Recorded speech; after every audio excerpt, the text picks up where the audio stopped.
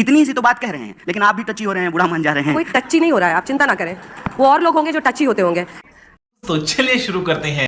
Revanth Reddy CM बने हैं वो तेलंगाना के, और उन्होंने आपको खुशी हुई ना? जरूर, हमने उनका सबसे पहले इंटरव्यू किया था। आप निष्पक्ष, आपको खुशी हुई? पवन जी उस समय पता नहीं टीवी देखते नहीं देखते। रेवंत रेड्डी का पहला इंटरव्यू मैंने किया। होगी कि नहीं? पवन जी जब जीतेंगे आपको खुशी होगी ना? आप निष्पक्ष, आप पवन जी को पार्टी का अध्यक्ष बनाइए। नहीं पार्टी का अध्यक्ष तो अभी बने हुए हैं, सारे फैसले ले ही रहे हैं वो मीडिया के। मतलब वो अभी अध्यक्ष बने हुए हैं, बन जाएंगे भविष्य में, ऐसा क्या? आपको इसमें भी आपत्ति नहीं नहीं बिल्कुल नहीं। कन्हैया जी, अंजना जी आज निष्पक्ष हैं और आज हमको आज निष्पक्ष नहीं, हम लोग सदा निष्पक्ष हैं। हाँ, सॉरी। रेवंत रेड्डी सीएम बने जी, और आपके युवा नेता वहां पर वो, हालांकि एबीवीपी से शुरुआत की थी उन्होंने, गौ पूजा करते हुए वो वोटिंग वाले दिन गए और ये किए। कांग्रेस के जो रीजनल लीडर्स हैं वो सॉफ्ट हिंदुत्व को अपना रहे हैं, क्योंकि बीजेपी हिंदुत्व, राष्ट्रवाद और अब तमाम जितनी भी स्कीम्स हैं, चाहे वो लाडली बहना स्कीम हो, 450 में सिलेंडर हो, ये तीनों को मिलाकर जनता के बीच में पहुंच रही है। तो आपके अबे जल्दी बोल, कल सुबह पनवेल निकलना है। क्षेत्रीय नेता सॉफ्ट हिंदुत्व को, चाहे वहां पर हनुमान जी का मंदिर बनाना हो कमलनाथ जी का, या फिर एक यात्रा हनुमान जी के लिए निकालनी हो, या फिर धीरेन्द्र शास्त्री के कदमों में जाकर ये कहना हो कि हिंदू राष्ट्र होना चाहिए, क्या कांग्रेस के लिए भी एक बड़ा मैसेजिंग है कि अल्टीमेटली आपको ये कॉकटेल ऑफ इंडिया में बनाना पड़ेगा? Hindu majoritarianism is to stay. मेरे को तो ऐसा धक धक हो रहा है। देखिए आप मैंने इस देश की आध्यात्मिक परंपरा को कॉकटेल कह रहे हैं, ये तो ठीक बात नहीं है। इस देश में ज़्यादातर लोग हिंदू हैं, हिंदू रीति रिवाज को मानते हैं। यहाँ ही हम लोग 3 लोग बैठे हुए हैं, तो क्या प्रैक्टिस करते हैं उसको छोड़ दीजिए, लेकिन सबके नाम से ही पता चल रहा है कि हिंदू हैं। मेरा तो नाम कन्हैया है, आपका अंजना है, अंजनी पुत्र पवन सुतनामा। तो कहने का पॉइंट ये है कि नाइस, जब आप इसको एक राजनीतिक दल या विचारधारा से जोड़ते हैं तो उसमें एक फ़र्क होता है। जैसे हर पुरुष पुरुषवादी नहीं होता है, वैसे ही हर हिंदू जो उस आध्यात्म में भरोसा करता है, जीने के तरीके में भरोसा करता है, पाप पुण्य सही गलत स्वर्ग नरक को मानता है, वो भी जो है ना हिंदूवादी नहीं होता है।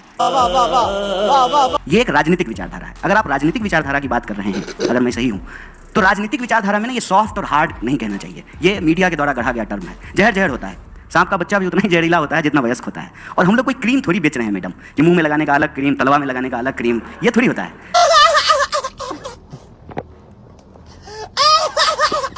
एक राजनीतिक विचारधारा है वो, और वो राजनीतिक विचारधारा जिसको आपने कहा कि हिंदुत्ववादी, उसको बीजेपी रिप्रेजेंट करती है। लेकिन कांग्रेस पार्टी हिंदुइज्म, जो इस देश का सांस्कृतिक इतिहास है, जो आध्यात्मिक परंपरा है, उसको हमेशा से मानती है। ये बड़ी अच्छी बात कही आप। सत्यमेव जयते हमारे देश के राष्ट्रीय चिन्ह पे लिखा हुआ है, तो ये बीजेपी के पैदा होने से पहले से लिखा हुआ है ना। 1980 में बीजेपी बनी है, देश को 47 में आज़ादी मिली, 50 में संविधान लागू हुआ। तो जो भी आपको परंपरा दिखती है वो परंपरा तो चली आ रही है, और ये कांग्रेस पार्टी के बनने से भी पहले से चली आ रही है, ये गांधी जी के पहले से भी चली आ रही है। यही नहीं, अभी और सुनिए। तो देश के 5000 साल के इतिहास को इस तरीके से हमको ना तू मैमे की बहस में जो है रिड्यूस नहीं करना चाहिए। और कांग्रेस पार्टी ने कभी भी इस देश में किसी भी धर्म को कमतर करके नहीं आंका है। सर्वधर्म संभाव जो गांधीवादी चिंतन है उसको रिप्रेजेंट किया है। रघुपति राघव राजा राम, पतित पावन सीताराम, ईश्वर अल्लाह तेरो नाम, सबको सन्मति दे भगवान। बस सुनाएगा क्या? हम सुखी, संसार सुखी तो हम सुखी, ये भारतीय चिंतन परंपरा है। मेरे ख्याल से उसको कॉकटेल आपको नहीं कहना चाहिए, ये शब्द नहीं कहना चाहिए आपको। और राजनीतिक जीत के लिए हम कहते हैं कि रणनीति जब हम बना रहे हो तो एक बात का खास ध्यान रखना चाहिए कि कीचड़ से कीचड़ को नहीं साफ किया जाता है। भाजपा से को हराने के लिए हमको भाजपा जैसा हो जाने का जरूरत नहीं है। यही बात जनता की, तो जनता के जीवन में धर्म उसका एक पक्ष होता है। किसी भी धर्म का कोई व्यक्ति हो, भूख सबको लगती है, डर सबको लगता है, घर की जरूरत सबको होती है, नौकरी सबको चाहिए होता है। ये जो एक नया सगुफा आज के दिन में छोड़ा गया है ना, कि अपना सीना मत देखो, पेट और पीठ जो है ना दोनों सटक करके एक हो गए हैं। प्रधानमंत्री का सीना नाप रहे हैं, आसपास जो घटनाएं घट रही हैं उसको नहीं देखेंगे। नाली में ढक्कन नहीं है वो नहीं देख रहे हैं, स्कूल में टीचर नहीं है वो नहीं देख रहे हैं। तुम चुल्लू भर पानी में जाके डूब के मर जाओ। सड़कें नहीं बनी है, अनाज जो है लोगों को खाने के लिए नहीं मिल रहा है, लोग भूख से सो रहे हैं पढ़ने लिखने के बावजूद। अंजना जी बधाई हो आपको, आप जो है जामिया से पढ़ करके इतने बड़े चैनल में इतनी बड़ी एंकर बन गई। आज जो आपके जूनियर हैं जो पढ़ रहे हैं, दर दर भटक रहे हैं बेचारे, उनको नौकरियां नहीं मिल रही है। इल्मुनाई मीट में जाइएगा तो पूछिएगा। 45 साल में देश में सबसे ज्यादा बेरोजगारी है। ये सवाल है, इस सवाल पे हमको बार बार आना पड़ेगा।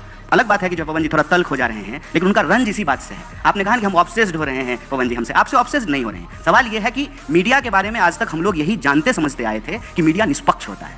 नहीं, ऐसा नहीं हो सकता, कह दो कि ये झूठ है। उसको उतनी ही खुशी होगी जब बीजेपी जीतेगी और उतनी ही खुशी होगी जब कांग्रेस जीतेगी। सरकार किसी भी की हो, सवाल पूछना है, प्रधानमंत्री कोई भी हो, उनसे प्रश्न करेंगे। इतनी सी तो बात कह रहे हैं, लेकिन आप भी टची हो रहे हैं, बुरा मान जा रहे हैं। कोई टची नहीं हो रहा है, आप चिंता ना करें, वो और लोग होंगे जो टची होते होंगे। प्यारी समझ गई। कन्हैया जी, कर्नाटका में जिन गारंटीज पर कांग्रेस पार्टी को इतनी बड़ी जीत मिली, जिसकी चर्चा हुई, और वहां से विद इन इंडिया गठबंधन भी कांग्रेस का कद बढ़ा, क्योंकि उसके बाद बेंगलुरु में सबसे बड़ा आयोजन किया गया इंडिया गठबंधन के साथियों का। ये कांग्रेस की जो गारंटीज थी कर्नाटक में, वो मोदी की गारंटी कब बन गई, क्यों बन गई और कैसे सफल हो गई 3 राज्यों में? वाह बेटा, लगता है तुम गू खा के ही मानोगे। आपके प्रश्न का जवाब मैं दूंगा। सबसे पहली बात तो ये कि आप बार बार ये कह रहे हैं कि हमने कांग्रेस पार्टी के 3 नेताओं को बुलाया है, तो अब 3 बुलाएं, 6 बुलाएं, 60 बुलाएं, लेकिन अगर हम एक पार्टी के नेता हैं तो हम सबसे एक ही सवाल पूछा जाएगा। ऐसा तो होगा नहीं कि पवन जी से अलग सवाल पूछा जाएगा, हमसे अलग सवाल पूछा जाएगा, और हमारा जवाब भी एक ही होगा अगर हम एक पार्टी के। बात तो सही है। और दूसरी बात, आपने कहा कि मीडिया पे दोष मत मढ़िए। बिल्कुल ठीक बात है। आज तक तो हम लोग यही पढ़े थे कि मीडिया लोकतंत्र का चौथा स्तंभ है और मीडिया अक्सर विपक्ष के साथ होता है, उसको सवाल जो है वो सत्ता से पूछता है। मुझे इस पर कोई गिला शिकवा नहीं है, क्योंकि आपने एक शायरी पढ़ी थी तो हम भी एक पढ़ देते हैं आपके लिए। अभी मजा आएगा ना भिड़ो। हमने इस दौर के अंदाज निराले देखे, फैसला कत्ल का कातिल के हवाले देखे। तो कोई बात नहीं है, ये वक्त की बात है और बिल्कुल आप पे कोई दोषारोपण नहीं है, गिला शिकवा नहीं है। और आपने कहा कि कांग्रेस पार्टी हार गए, आप बीच में ये भी कहा आपने कि राहुल गांधी हार गए। कांग्रेस पार्टी हारे, राहुल गांधी हारे, ये 2 अलग अलग चीज़ नहीं है, एक ही बात है। पार्टी की जीत में राहुल जी की जीत है और पार्टी के हार में राहुल जी की हार है। राहुल जी की जीत से जो है पार्टी की जीत जुड़ी हुई है, ये अलग अलग चीज़ नहीं है। और इस बात में कोई दो राय नहीं है कि संख्या बल के हिसाब से हम देखें तो परिणाम जो है हमारे पक्ष में नहीं है। और आपने बिल्कुल सही आंकड़ा दिया है कि जो हिंदी पट्टी है उसके ज़्यादातर राज्यों में बीजेपी की सरकार है। बिल्कुल ठीक बात है, फैक्ट है। सवाल यह है कि इस देश में भारतीय राष्ट्रीय कांग्रेस एक पार्टी है जो कई सालों तक सत्ता में थी, सरकार में थी। उससे पहले जो आज़ादी के आंदोलन में हिस्सा ली, देश को आज़ादी दिलाई, और अभी विपक्ष में है। ये एक स्वाभाविक प्रक्रिया है, जो खेलता है तो कोई हारता है, कोई जीतता है, इसमें कोई दुर्भावना वाली बात नहीं है। लेकिन मैं आपको इन सब चीज़ों के अलावा विशेष रूप से इस बात का धन्यवाद देना चाहता हूं कि आप गारंटी शब्द लेकर के आए। तो चलिए शुरू करते हैं। और जो प्रश्न आप हमारे दोनों वरिष्ठ नेताओं से पूछ रहे थे, और पवन जी को बोलने का हमसे ज़्यादा बिल्कुल हक है क्योंकि वो हमारे मीडिया चेयरपर्सन हैं, मीडिया डिपार्टमेंट को हेड करते हैं, तो स्वाभाविक रूप से उनको ज़्यादा बोलना चाहिए।